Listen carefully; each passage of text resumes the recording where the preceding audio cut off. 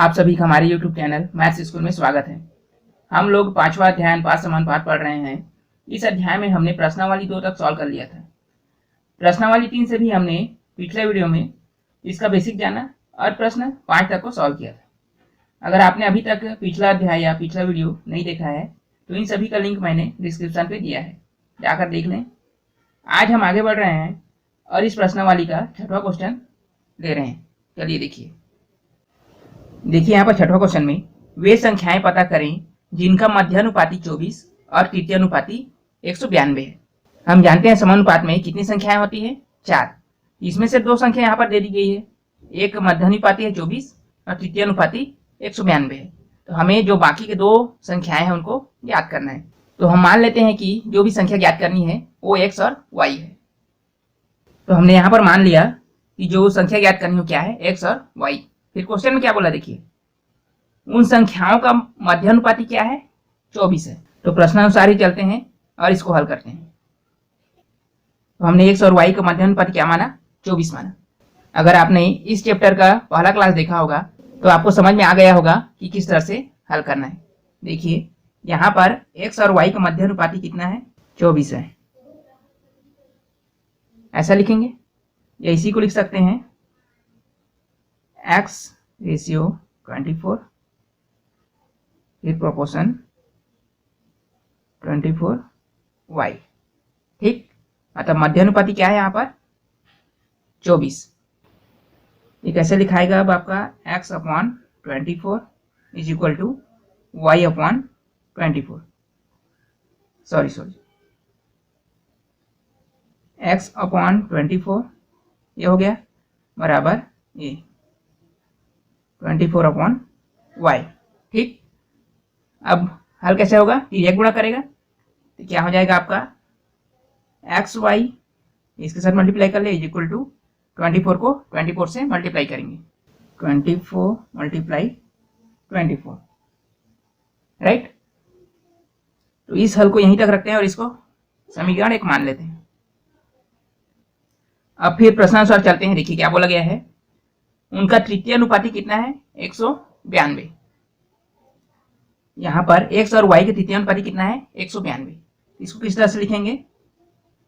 x ratio y ratio 192। ठीक, या इसी को लिख सकते हैं x रेशियो, अब मध्य पद कौन सा बन गया? y। तो y को 2 बार लिखना है, हो गया समानुपात y 192। ठीक, अब इसको आप लिख सकते हो x upon y is equal to y upon 192। ठीक, अगर इसको हल करेंगे इसके साथ मल्टीप्लाई कर लेगा और इसके साथ, ये हो जाएगा आपका y का स्क्वायर y का, और यहाँ पर 192x। यहाँ से x की वैल्यू क्या आ जाएगा? इसको इसके नीचे ले आते हैं तो x इज इक्वल टू हो जाएगा आपका y का स्क्वायर अपॉन 192। अब इसको हम मान लेते हैं समीकरण 2। अब देखिए समीकरण 1 और 2 से अगर हम x की वैल्यू यहाँ पर समीकरण 1 में रख दें तो हमें y की वैल्यू प्राप्त हो जाएगा। देखिए किस तरह से, समीकरण 1 व 2 से। समीकरण 1 में क्या है? x y is equal to 24 multiply 24।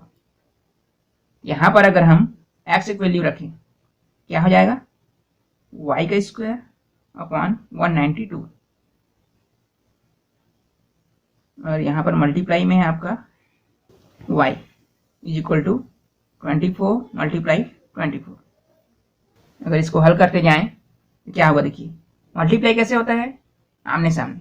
ठीक, अगर इज इक्वल टू में है तो तिर्यक गुणा होता है, अगर यहाँ पर मल्टीप्लाई में है तो आमने सामने मल्टीप्लाई होगा। ये क्या करेगा? y के साथ मल्टीप्लाई कर लेगा, ये क्या हो जाएगा? y का क्यूब, और यहाँ पर 192 इज इक्वल टू है इस साइड में 24 से मल्टीप्लाई कर देगा, 24 मल्टीप्लाई 24 मल्टीप्लाई 192। तो आगे हल हो गया। यहाँ पर ये जो क्यूब है इसको हम पक्षांतर कर देंगे तो क्या हो जाएगा? y is equal to 24 multiply 24 multiply 192। अब हमने 192 को तोड़ा है, देखिए इस तरह से टूटेगा। यहाँ पर अगर हम 3 दूने 6, 6 दूने 12, 12 दूने 24 इतना हल किए, ये क्या हो जाएगा, y इक्वल टू हो गया 24 मल्टीप्लाई 24 पहले से था, इससे मल्टीप्लाई कर देते क्या होगा 24 हो गया। अब बचा क्या, 1 2 3,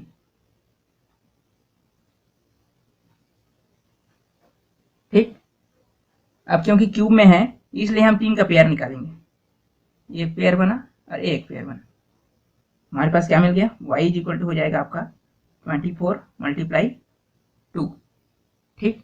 अब इसको अगर मल्टीप्लाई कर दें क्या आ जाएगा, y इक्वल टू हो जाएगा आपका 4 दूने 8 हो गया, 2 दूने 4, कितना 48। तो हमारे पास y की वैल्यू कितना आया 48। अगर इसी को हम समीकरण 1 या 2 में रख दें तो हमको x की वैल्यू मिल जाएगा। चलिए हमारे पास समीकरण 2 क्या था, x इक्वल टू वाई का स्क्वायर अपॉन 192, ठीक। तो यहाँ पर अगर हम y की वैल्यू रखें, y की वैल्यू कितना मिला 48, तो x इक्वल टू वाई की स्क्वायर है इसलिए 48 का स्क्वायर अपॉन 192, या इसी को लिख सकते हैं 48 मल्टीप्लाई 48 अपॉन 192। देखिए यहाँ पर 48 से कम 48 और 48 चौके 192, फिर 4 एकम 4 और 4 12 कितना हो जाएगा आपका 48। यहाँ पर आपका x की वैल्यू कितना आ गया 12 और y की वैल्यू कितना मिला हमें 48। तो यही तो हमें ज्ञात करना था, तो हमारे पास x और y की वैल्यू मिल गया। ओके, चलिए अब हम नेक्स्ट क्वेश्चन पे चलते हैं। देखिए यहाँ पर 7वां क्वेश्चन में 1 plus x ratio 3 plus x ratio 6 plus x हो तो x का मान याद करना है, ठीक। यहाँ पर 3 प्लस एक्स क्या है आपका मध्यानुपाती है, इसको हम 2 बार ले लेंगे, 1 प्लस एक्स और 3 प्लस एक्स समानुपाती हो जाएगा आपका 3 प्लस एक्स और 6 प्लस एक्स। ओके, या इसी को आप लिख लोगे 1 plus x upon 3 plus x is equal to 3 plus x upon 6 plus x. उसके बाद क्या करना है, तिर्यक गुणा। तो यहाँ पर आपको बस तिर्यक गुणा करके एक्स की वैल्यू लेकर आना है, ठीक। तो आप इसका एक्स का मान ज्ञात करके बताइए कि आपका ये वाला क्वेश्चन बना कि नहीं, ठीक। एक्स का मान आपको बताना है। हम 8वां क्वेश्चन ले रहे हैं। अब 8वां क्वेश्चन हमें दिया गया है, दो संख्याएं 3:5 के अनुपात में हैं, यदि प्रत्येक में से 9 घटाया जाए तो वे 12:23 के अनुपात में हो जाती है, बताइए पहली संख्या क्या है। यहाँ क्वेश्चन को ध्यान से देखिए, बोला गया है कि दो संख्याएं 3:5 के अनुपात में है, मतलब दो संख्याएं कुछ भी हो सकती है लेकिन वो 3:5 के अनुपात में है।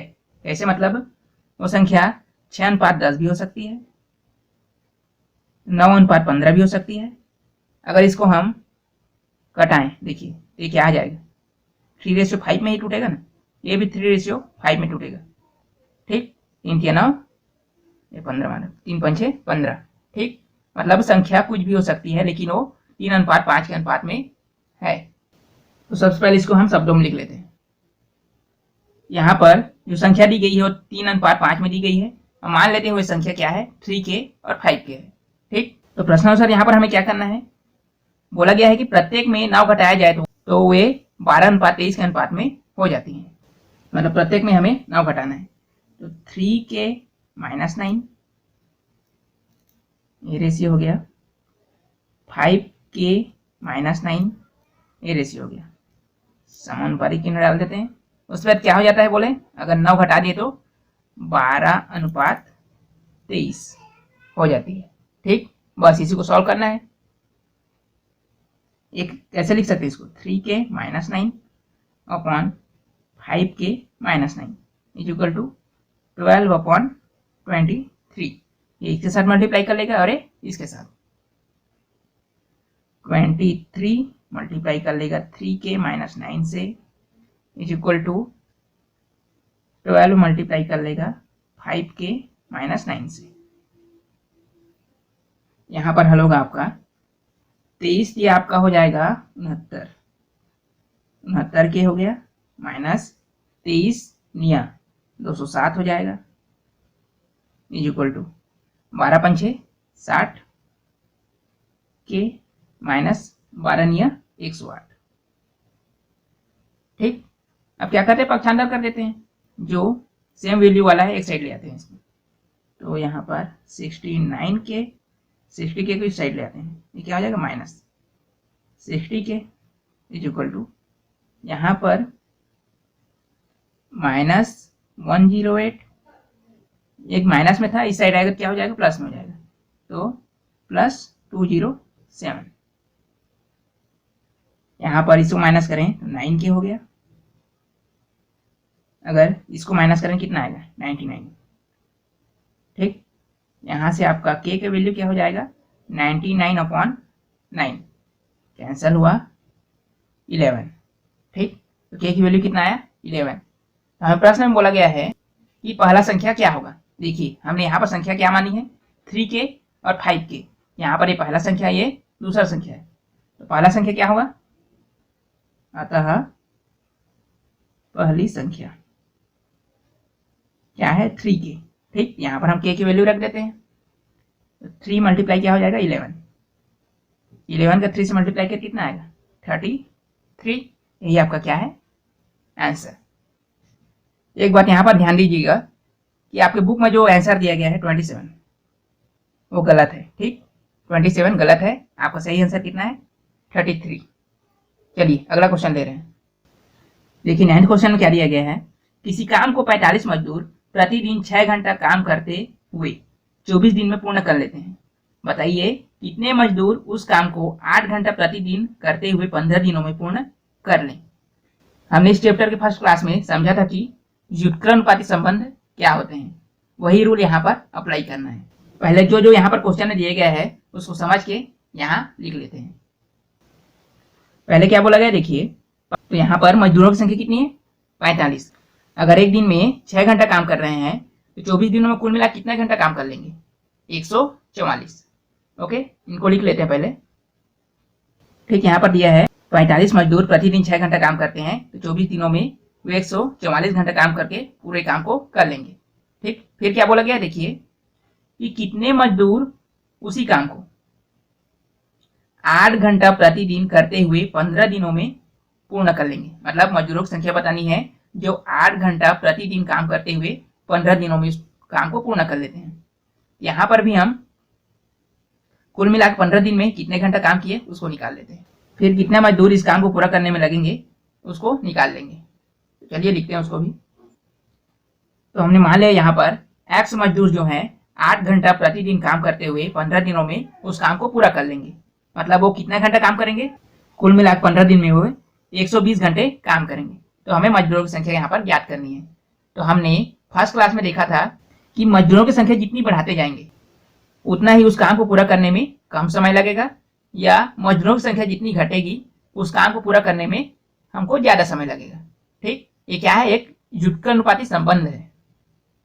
तो यहाँ पर मजदूरों की संख्या और समय इन दोनों में क्या है, व्युत्क्रमानुपाती संबंध है। मजदूरों की संख्या और समय में क्या है, व्युत्क्रमानुपाती संबंध है। मतलब जस्ट उल्टा है, मजदूरों की संख्या बढ़ेगी तो समय कम होगा, समय बढ़ेगा तो मजदूरों की संख्या कम होगी। ठीक, मतलब अगर मजदूरों की संख्या यहाँ पर लिखेंगे तो उसका समय यहाँ पर लिखाएगा उल्टा, और मजदूरों की संख्या अगर इसके नीचे में लिखे ठीक तो उसका समय यहाँ पर लिखाएगा। तो देखिए किस तरह से हल करते हैं इसको। देखिए यहाँ पर लिखाया है कि समय की गणना और मजदूरों की संख्या में क्या होता है, व्युत्क्रमानुपाती होता है। इसलिए क्या लिख सकते हैं, मजदूरों की संख्या अनुपात मजदूरों की संख्या, समानुपात समय अनुपात समय। ठीक, मतलब मजदूरों की संख्या पहली क्या थी 25, फिर दूसरी मजदूरों की संख्या हमको ज्ञात करना है समानुपात, फिर समय क्या था दूसरे के लिए 120 और पहले के लिए था 144। जस्ट उल्टा होना चाहिए। कैसे, देखिए ये हो जाएगा आपका 45/x हो गया। ठीक, इसका जस्ट उल्टा यहाँ पर आना चाहिए, यहाँ पर आएगा ये, और इसका समय जो है यहाँ पर जाना चाहिए। ये वाला क्या होगा 120 हो जाएगा बट्टा 144। ठीक, जस्ट उल्टा हो गया क्योंकि ये व्युत्क्रमानुपाती संबंध में है। बस इसी को हमको हल करना है। इसके साथ मल्टीप्लाई कर लेगा रे इसके साइन, तो क्या हो जाएगा 120x हो गया और 25 को मल्टीप्लाई कर देंगे 144 से। अब इसको सॉल्व करें, x की वैल्यू चाहिए हमको, तो यहाँ पर हम 45 मल्टीप्लाई 144 और 120 को इसके नीचे में ले आए। ठीक, यहाँ पर देखिए 15 या 45 कर देते हैं और 15 अट्ठे 120।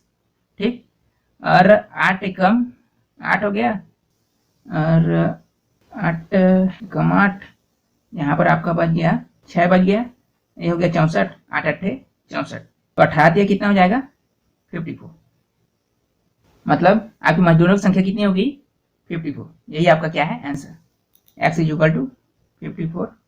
देखिए 10वां क्वेश्चन, किसी काम को 25 व्यक्ति 6 घंटे प्रतिदिन करके 9 दिन में पूरा करते हैं। 25 व्यक्ति 6 घंटे प्रतिदिन करके 9 दिन में पूरा करते हैं, तो बताइए 15 व्यक्ति 9 घंटा प्रतिदिन काम करके उस काम को कितने दिन में पूरा करेंगे। हमें यहाँ पर ज्ञात क्या करना है कि जो है 15 व्यक्ति 9 घंटे काम करके कितने दिन में उस काम को पूरा करते हैं। पिछले क्वेश्चन में हमें क्या ज्ञात करना था, व्यक्तियों की संख्या, तो व्यक्तियों की संख्या को हमने क्या माना था, x माना था। यहाँ पर हमें दिनों की संख्या को x मानना है और सेम हल करते जाना है। देखिए, तो सबसे पहले क्या निकालना है हमें, 25 व्यक्ति 6 घंटे प्रतिदिन काम करके 9 दिन में कितने घंटे काम कर रहे हैं, एक दिन में 6 घंटा, तो 9 दिन में 9 छिक्का कितना हो जाएगा 54। ठीक, इसको लिख लेते हैं। ठीक, हमने लिख लिया यहाँ पे कि 25 व्यक्ति 6 घंटे प्रतिदिन काम करके 9 दिन में काम को पूरा कर रहे हैं, तो वे कितने घंटे काम कर रहे हैं, कुल मिला के 54 घंटे। उसी तरह से हम यहाँ पर 15 व्यक्ति 9 घंटे काम करके मान लेते हैं वे x दिन में उस काम को पूरा करेंगे, तो क्या करेंगे हम यहाँ पर प्रतिदिन कितना काम कर रहे हैं और कितना दिन लगा उसका मल्टीप्लाई किए, तो टोटल कितना घंटा काम किए वो निकला है। ठीक है, यहाँ पर हम क्या करेंगे, 9 घंटा प्रतिदिन काम कर रहा है और दिनों की संख्या मान लेते हैं x है, तो क्या हो जाएगा कुल मिला कितना घंटा 9 × x। ओके, इसको भी लिख लेते हैं।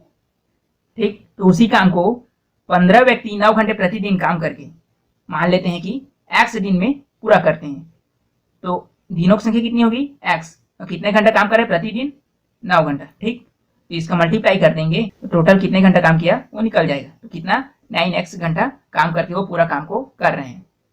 यहाँ पर भी हमें लिखना है कि समय और व्यक्तियों की संख्या में व्युत्क्रमानुपाती संबंध है, और पिछले प्रश्न में जैसे हल किए थे वैसे हल करते हैं। चलिए, तो हमने यहाँ पर लिख लिया है कि समय की गणना और व्यक्तियों की संख्या में व्युत्क्रमानुपाती संबंध है, तथा यहाँ पर व्यक्तियों की संख्या अनुपात व्यक्तियों की संख्या समानुपात समय घंटों में समय घंटों में। ठीक, यहाँ पर व्यक्तियों की संख्या, पहले व्यक्तियों की संख्या कितनी थी 25 और फिर कितना हो गया 15, समानुपात। यहाँ पर समय उल्टा होगा ना, पहले यहाँ पर क्या करना है, दूसरे के लिए समय लिखना है, दूसरे के लिए समय कितना है 9x और पहले के लिए कितना था 54। ठीक, तभी तो ये व्युत्क्रमानुपाती संबंध बनेंगे। कैसे, देखिए 25/15 हो गया, इसका जो समय था वो यहाँ पर आएगा, इसका समय यहाँ पर आएगा, तो 15 के लिए कितना था समय 9x और 25 के लिए 54। बस इसी को सॉल्व कर देना है आप, त्रिज्या गुणा करके 9x को इससे मल्टीप्लाई कर देंगे, इसको इससे, तो 9x मल्टीप्लाई हो जाएगा 15 के साथ और 54 मल्टीप्लाई 25। हमें x की वैल्यू चाहिए, x = क्या हो जाएगा 9 और 15 को इसके नीचे में ले आते हैं, 54 25/9 मल्टीप्लाई कितना हो जाएगा 15। ठीक, इसको घटा सकते हैं, 5 × 15 हो गया, 5 × 5 = 25, 9 × 9 और 9 छिक्का 54, 3 × 3, 3 2 6, कितना हो गया 5 2 10। ये क्या है दिन,